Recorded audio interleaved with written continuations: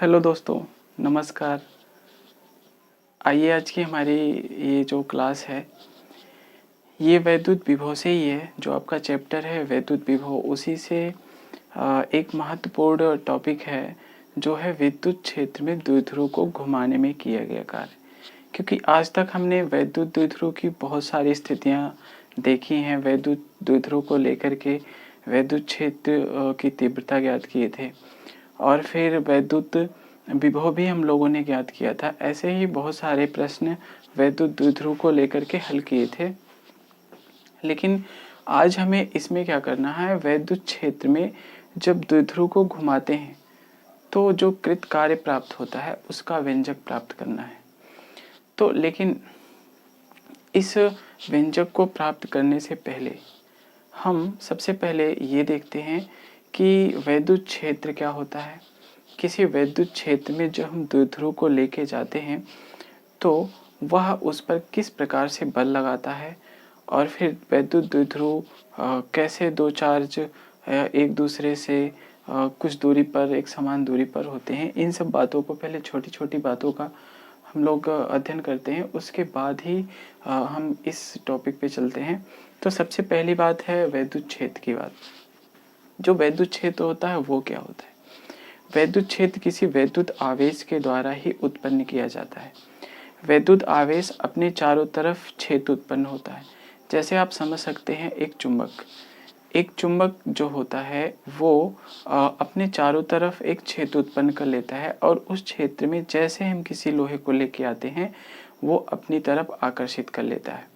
ठीक इसी प्रकार से एक वैद्युत आवेश भी होता है जो अपने चारों तरफ वैद्युत क्षेत्र उत्पन्न कर लेता है।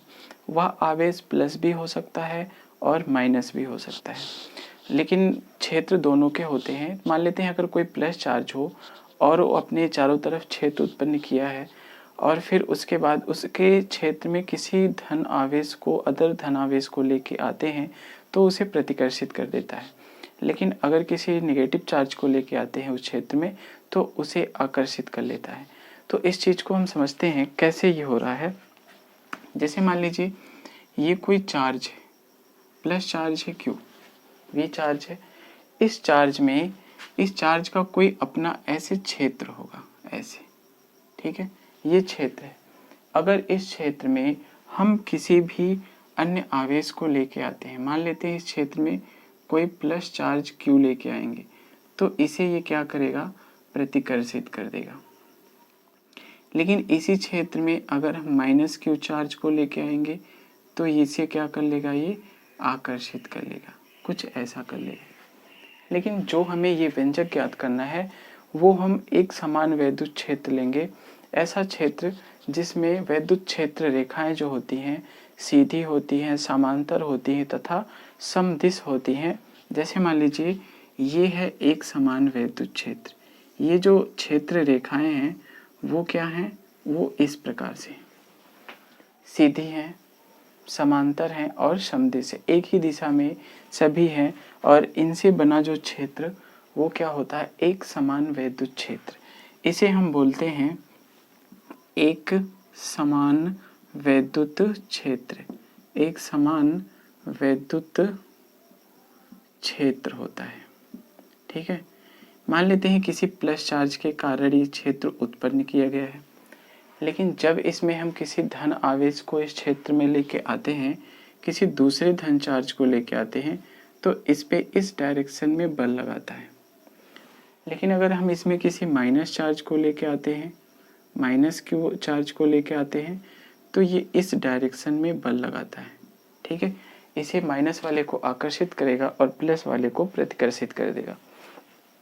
ठीक इसी प्रकार से जब हम इसी क्षेत्र में किसी द्विध्रुव को लेके आते हैं तो क्या स्थितियाँ पैदा होती हैं, यही जानने के लिए हम आपको ये चीज़ बताए हैं। तो सबसे पहले समझते हैं द्विध्रुव, उसकी क्या कंडीशन है। द्विध्रुव आप ऐसे ही बनाते होंगे, कुछ ऐसा है। ये है आपका द्विध्रुव, माइनस है, ये प्लस है, ये इसका मिडिल पॉइंट है, ठीक है। ये यल है और ये यल है, ठीक है। रियल में होता क्या है, जो द्विध्रुव है वो एक्चुअल में क्या होता है,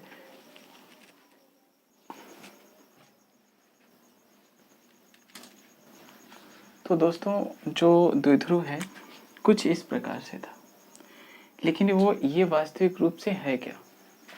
जैसे मान लीजिए, क्योंकि द्विध्रुव की परिभाषा हम जानते हैं कि समान परिमाण तथा विपरीत प्रकृति के दो आवेश जब एक दूसरे से अल्पतम 2l दूरी पर होते हैं तो ऐसी बनी संरचना वैद्युत द्विध्रुव कहलाती है। ठीक है, तो मान लेते हैं इसी परिभाषा से एक चार्ज ये है माइनस का और एक चार्ज ये है प्लस का।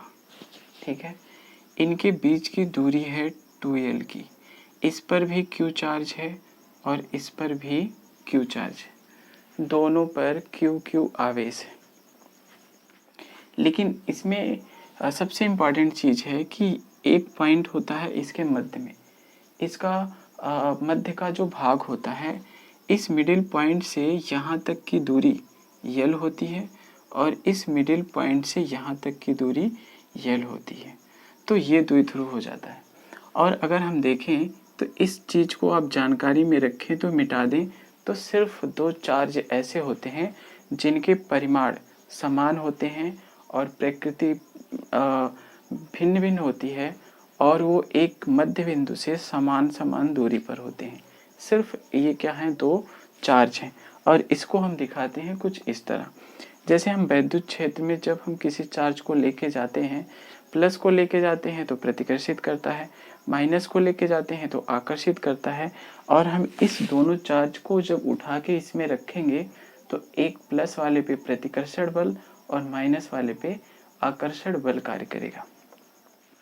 तो इसी क्षेत्र में अगर हम इस द्विध्रुव को उठा के लेके जाके ऐसे रख देते हैं, ये माइनस चार्ज है और ये प्लस चार्ज है, तो हम जानते हैं कि जब वैद्युत क्षेत्र में प्लस चार्ज को लेके जाएंगे तो ऐसे बल लगाएगा, माइनस चार्ज को लेके जाएंगे तो ऐसे बल लगाएगा, ऐसे।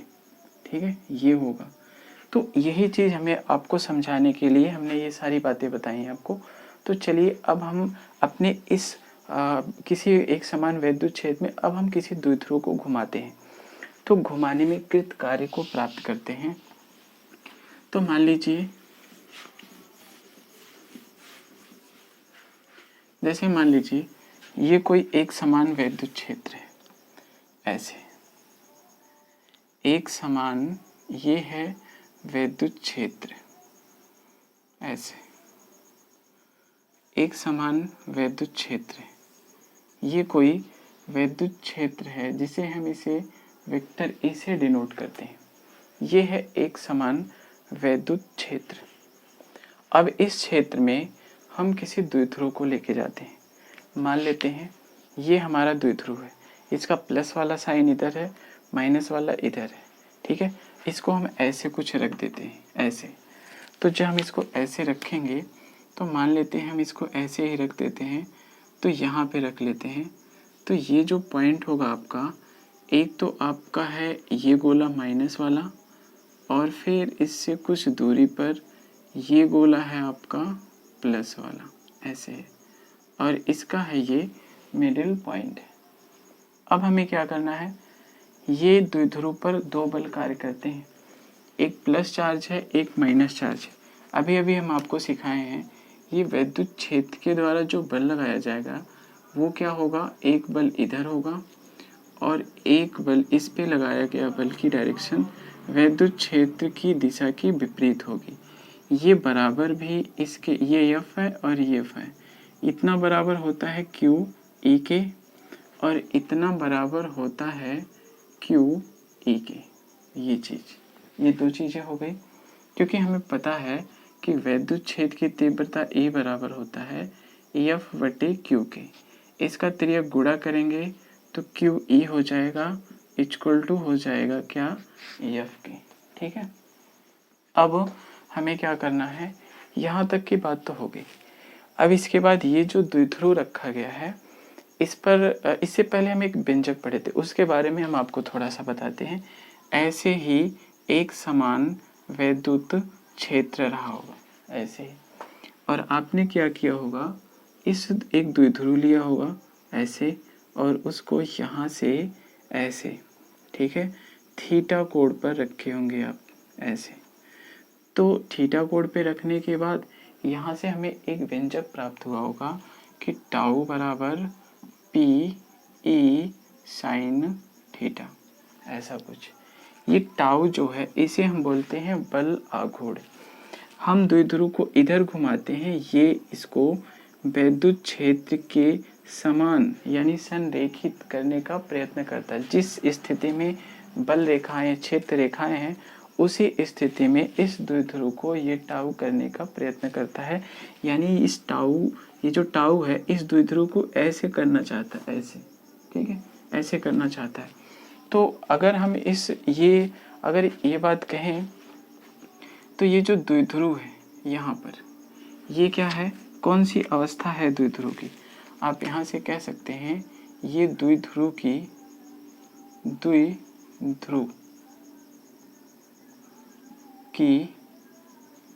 साम्य अवस्था है, ठीक है।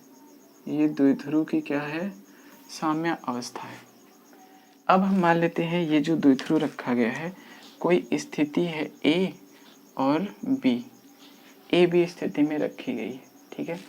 लेकिन अगर इस द्विध्रुव को थोड़ा सा हम घुमाते हैं, ऐसे यहाँ पे ऐसे रखा है, थोड़ा सा ऐसे थीटा कोण तक घुमा लेते हैं, इसको क्या करते हैं, थीटा कोण तक घुमा देते हैं। ऐसे थीटा कोण तक जब इसे घुमाते हैं तो ये प्लस हो जाता है और ये क्या हो जाएगा, माइनस हो जाएगा, ठीक है। और इसके बीच का जो एंगल होगा वो क्या होगा, ऐसे, ये जो एंगल हुआ वो है थीटा, ठीक है। लेकिन तब जब हम थीटा, यहाँ से देखिए, जब द्विध्रुव को थीटा कोण पे घुमाते हैं तो हमें ये चीज मिलता है, अर्थात इस पे जो कार्य करने वाला बल आघूर्ण होगा वो क्या होगा, टाउ बराबर पी ई और फिर साइन थीटा के, ये बल आघूर्ण इस पे कार्य करेगा। लेकिन तब जब हम इसे थीटा कोण तक घुमा देते हैं, अब हमें क्या करना है, अब इसे हम थोड़ा सा और विस्थापित करते हैं, थोड़ी सी अल्प कोणीय विस्थापन और करते हैं। पहले यहाँ पे था, यहाँ से यहाँ लेके आए, अब हम थोड़ा सा और घुमा देते हैं, मान लेते हैं यहाँ से थोड़ा सा, ठीक है, अल्प विस्थापन, ऐसे थोड़ा सा और विस्थापित करते हैं तो ये चीज़ क्या हो जाती है, ऐसे यहाँ से थोड़ा सा और हम विस्थापित कर दिए तो ये चीज़ क्या आया, माइनस, और ये चीज़ क्या हो गया, ये वाला चीज़ प्लस हो गया, ठीक है। तो ये जो विस्थापन हुआ यहाँ से यहाँ तक, ये, ठीक है, इसको हम मान लेते हैं डी थीटा, ठीक है। ये विस्थापन आपका कितना हुआ, डी थीटा हो गया। अब क्योंकि हम जानते हैं अब इस पर भी कौन सा बल कार्य करेगा, इस पर तो टाउ कार्य कर रहा था और इस पर भी टाउ बराबर क्या लगेगा, पी ई और फिर साइन थीटा, इस पर भी कार्य करेगा, ठीक है। लेकिन टाउ किधर कार्य कर रहा है, टाउ के कार्य करने की डायरेक्शन क्या है, टाउ जो कार्य कर रहा है, टाउ के बल की दिशा जो है कुछ इस प्रकार से इधर की है, ठीक है। टाउ इधर कार्य कर रहा है, ऐसे, इस डायरेक्शन में, लेकिन हमारे द्वारा जो बल लगाया जा रहा है वो इस डायरेक्शन में, एफ एक्सटर्नल, ठीक है। हम इसको ऊपर की इधर लेके जाना चाहते हैं, ऐसे लेके जाना चाहते हैं, लेकिन टाउ इसको ऐसे लेके आना चाहता है, ठीक है। तो ये चीज़ हो गई। अब इसके बाद हम क्या कर सकते हैं, यहाँ पे टाउ हो गया और फिर अब हम इसे थोड़ा सा, अभी हमें रुकना नहीं है, थोड़ा सा और आगे जाना है, लेकिन जहाँ पे हमें बल प्राप्त हो और विस्थापन हो तो कार्य प्राप्त हो जाता है। तो थोड़ा सा विस्थापन डी थीटा और जो उस पर बल लग रहा है टाउ लग रहा है, तो इन दोनों से हमें एक चीज़ मिल गई, यहाँ से हमें मिल गया कि D W equal to tau into में डी थीटा के, क्योंकि थोड़ा सा विस्थापन तो थोड़ा सा कार्य, बल गुणे विस्थापन, ठीक है, कार्य बराबर होता है बल गुणे विस्थापन। ये डी ए बताता है कि अल्प कोणीय विस्थापन है तो अल्प वर्क है, अल्प कार्य हो रहा है, और ये टाउ क्या है, बल है, तो कार्य बराबर बल गुणे विस्थापन। इतनी बात हो गई। क्योंकि ऐसा हम इसलिए कर रहे हैं, थोड़ा सा कार्य इसलिए ले रहे हैं ताकि हम पूरा कार्य ज्ञात कर सकें, क्योंकि इसकी सहायता के बिना हम इस पूरे कार्य को नहीं ज्ञात कर सकते हैं। अभी हमें अपने द्विध्रुव को घुमाना है और आगे बढ़ाना है। अब यहाँ से पहले यहाँ पे आया, अब काले वाले लाइन पे आया, अब यहाँ से हमें थोड़ा सा आगे और जाना है। थोड़ा सा आगे और जाते हैं हम ऐसे, तो ये चीज़ क्या हो जाएगी, ऐसे थोड़ा सा यहाँ तक गए। अब ये जो चीज़ हो गया ये है माइनस, और ये क्या है, ये है आपका प्लस। और यहाँ से यहाँ तक, ठीक है, यहाँ से यहाँ तक का जो एंगल है वो मान लेते हैं थीटा 0। ये एंगल आपका हुआ थीटा 0 हो गया। तो अब हमें क्या करना है, अब हम क्या कर सकते हैं, अब यहाँ से ये जो साम्यावस्था से थीटा 0 अर्थात जो थीटा 0 से थीटा यानी 0 अंश से थीटा 0 तक हम गए हैं, तो यहाँ पूरा कार्य अर्थात यहाँ से यहाँ तक जाने में जो टोटल वर्क हुआ वो क्या है, क्या होगा। तो आप कह सकते हैं, क्योंकि हमें पता है कि D W equal to P E और फिर साइन थीटा इंटू में डी थीटा, क्योंकि आपको पता है कि टाउ बराबर होता है पी ई साइन थीटा, तो हम टाउ के स्थान पे रख दिए पी ई साइन थीटा। अब इसके बाद हमें क्या करना है, अब अगर टोटल वर्क निकालना है तो दोनों साइड का आप इंटीग्रेशन कर दो। तो जब दोनों साइड का इंटीग्रेशन करेंगे तो यहाँ पे W होगा और फिर इंटीग्रेशन 0 डिग्री और फिर थीटा 0 होगा, और ये क्या होगा P E sign theta into में डी थीटा होगा। ठीक है, अब ये चीज़ कैसे आई, थोड़ी सी हम आपको दोनों पक्षों का समाकलन अलग से करके दिखाते हैं। जैसे मान लीजिए ये वाला पार्ट उठाइए, यहाँ पे क्या है डी डब्ल्यू इक्वल टू है P E sign theta into में डी थीटा, ऐसा है। आप दोनों पक्षों का ऐसे करके अब इस समीकरण के दोनों साइड का इंटीग्रेशन आप कर दीजिए, sign theta into D theta, ऐसे।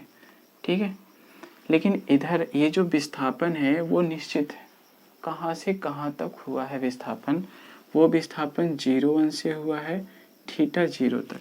लेकिन इधर वर्क में ऐसा कुछ नहीं करेंगे, केवल यहाँ पे जो डी के पीछे वर्ड है वो कहाँ से कहाँ तक हुआ है वो हमें पता है, इसलिए हमने ऐसा कर दिया। अब इधर वाले को हम क्या कर सकते हैं, कुछ ऐसे लिख सकते हैं W की पावर 1 इंटू डी डब्ल्यू के। अब इस चीज़ को हम ऐसे भी तो कर सकते हैं W power 0 into D W.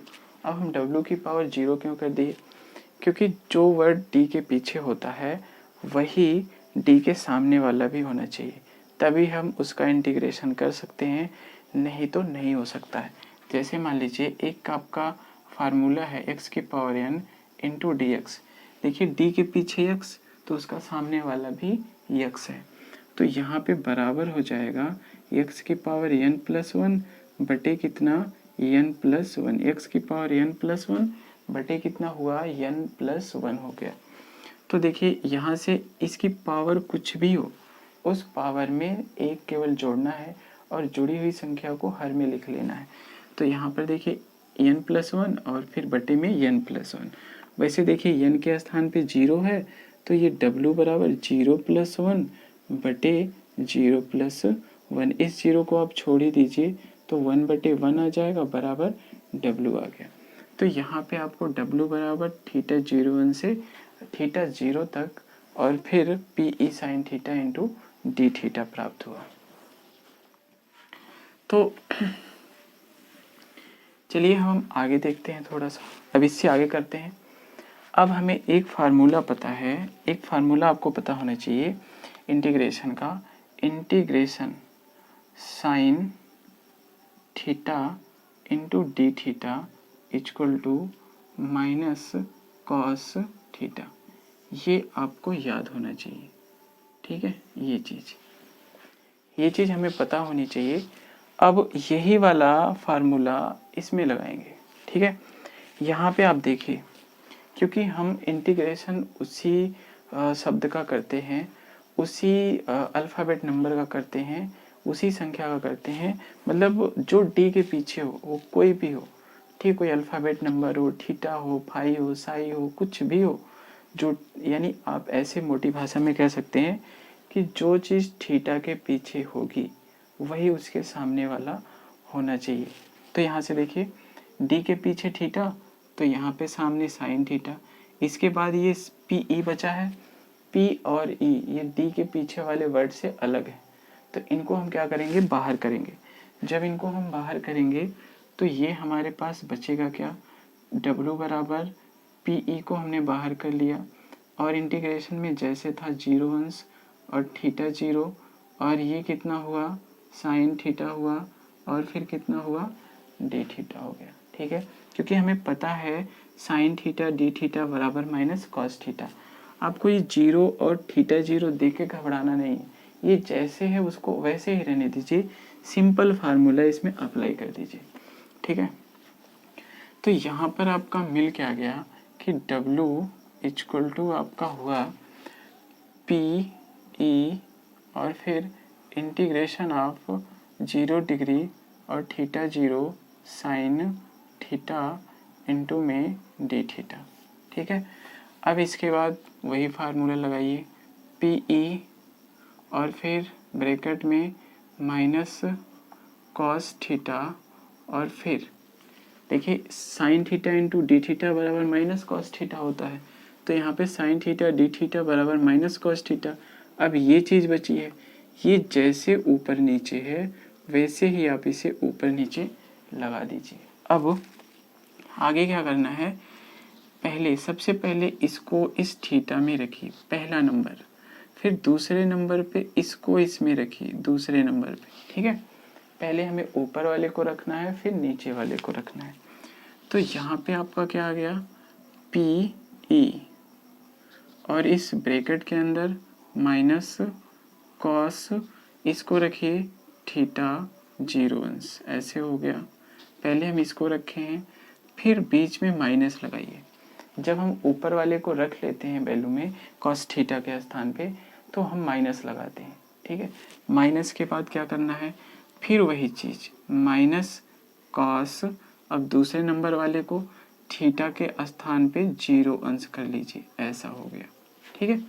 ये चीज़ हो गई, यानी देखिए बिल्कुल पूरी वैल्यू उठा के लेके रखना है और इस थीटा के स्थान पे एक बार 0 अंश कर देना है, फिर पूरा सिस्टम उठा के लेना है और थीटा के स्थान पे 0 अंश लिख देना, एक बार थीटा 0 एक बार 0 अंश, लेकिन बीच में हमेशा क्या लगाना है, माइनस, ठीक है। अब इसके बाद हमें क्या करना है, इसको हल कर दीजिए। जब इसको आप हल करेंगे तो कुछ ऐसा होगा, P E minus cos theta 0 और फिर माइनस का अंदर गुणा कर दीजिए, माइनस माइनस प्लस कॉस 0 अंश हो गया, ऐसे हो गया। अब इसको आगे पीछे कर लीजिए, तो पी ई हो गया और फिर कॉस 0 अंश हो गया माइनस कॉस थीटा 0 हो गया, ठीक है। अब कॉस 0 का मान होता है 1, तो 0 अंश के स्थान पे 1 रख देंगे, तो यहाँ पे आपका कितना हो जाएगा, पी ई और फिर 1 माइनस कॉस थीटा 0 हो गया, ठीक है। ये क्या हो गया, W, तो W बराबर हमें क्या मिला, कुछ ऐसा मिल गया, ठीक है। W बराबर ऐसा हमें प्राप्त हुआ। अब हम इस ये वाला जो पोर्शन है यहाँ पे, ये इसको हम लेते हैं, इसको लेके इसको अनेक स्थितियाँ हम प्राप्त करते हैं। जैसे मान लीजिए अगर हम इस चीज़ को उठाते हैं, ये वाली चीज़, तो इसकी विशेष स्थितियाँ, कई स्थितियाँ बन सकती हैं। तो जैसे मान लीजिए स्थिति नंबर 1 अगर हम समझते हैं कि मान लीजिए स्थिति नंबर 1, ठीक है। इसमें क्या करना है हमें, यदि हम कहें यदि थीटा 0 अंश बराबर θ1 तथा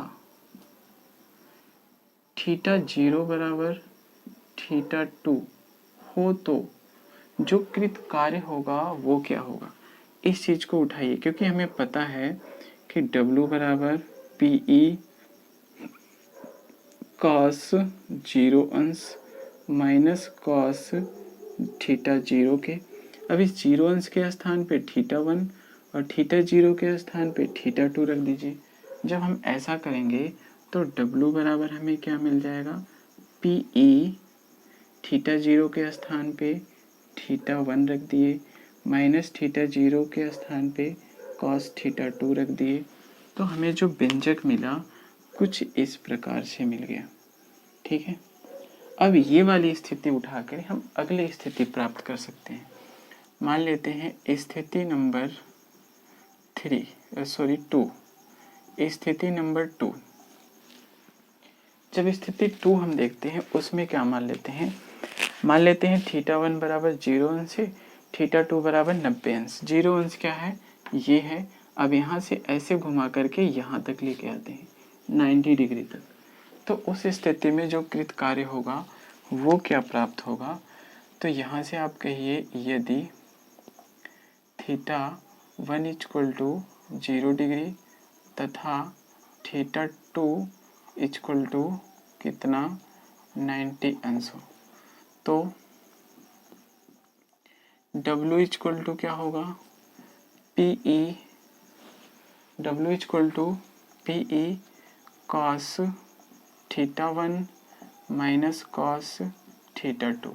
θ1 बराबर 0 अंश, तो PE बराबर cos 0 अंश, θ2 बराबर 90 अंश cos 90 अंश।